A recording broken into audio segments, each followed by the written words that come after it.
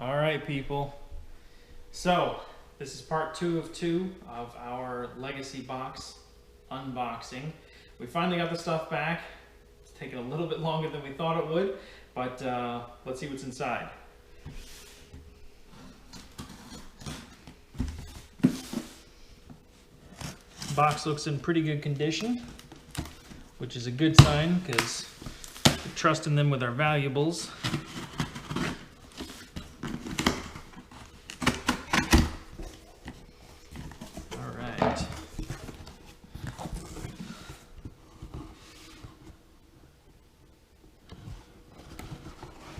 So, set that off to the side. Whoops. Okay, cool.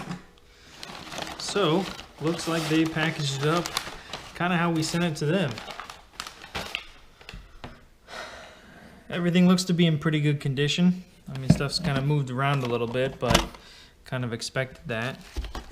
There's the goodies, which we'll get to. All of our photos and stuff seem to have survived back in their original packaging with the original barcodes on them, so you can match them up. And let's see here. Again, we sent them kind of a bit of everything. We sent them some audio cassette tapes from back in the day, and we sent them some DVs, which are from, you know, more modern camcorders. Sent them some pictures, both old and Polaroids and stuff like that, and then VHS tapes, giving them a little bit of a total package to see how they handled it, how it turned out, and everything to that effect. One thing I did notice is this one came back saying this tape has some existing damage. Now, we haven't watched this tape in a while. It's a tape that was recorded in 2010, so I'm curious to see what damage they're talking about. It doesn't look like there's any exterior damage, but I don't know. I guess they're the experts. So I'll take a look at that DVD and we'll see kind of how that turns out.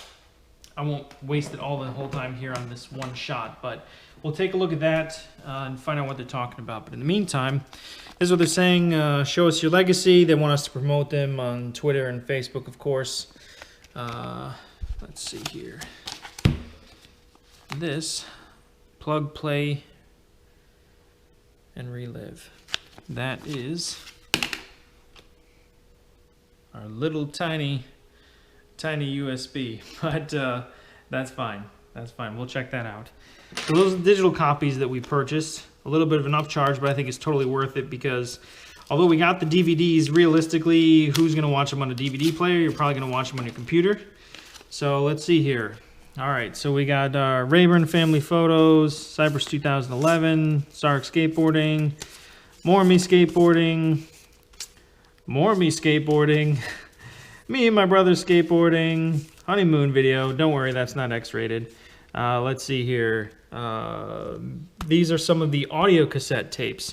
One thing I noticed is that the videos seem to be this kind of orange peach color, while the audio tapes have a green one to them. So I'm gonna go ahead, we're gonna cut right here. We're gonna take a look at how they are in the DVD player, and then we'll resume back in a second. Okay, so I went ahead and I put in a couple of the DVDs and I wanted to show you what they look like. You get this kind of generic title menu to pop up once you put it in your DVD player or computer. The one thing that kind of threw me off is you'll notice that the date here says April 12th, 2013 at 10:40 p.m. Obviously, it's the year 2016, and so this date just seems to be kind of erroneous. A couple of other DVDs that we put in there had the same thing, different dates from odd time periods. I'm not sure if it's just their software or if it's some secret code for them to be able to distinguish different video files from the other or what have you, but they don't seem to make any sense on this end. And the other thing was, if you have a VHS or DV cassette or anything to that effect with video on it, they don't break it out into different different categories and different titles. So, for example, this DVD here has 2 separate videos on it from different events, different time periods. It was also marked on the VHS tape as 2 separate items, but when you get it back, it'll all be in one giant video file on the DVD. Not too big of a deal because with digital files, of course, you can fast forward and rewind and things like that pretty quickly, but just for reference.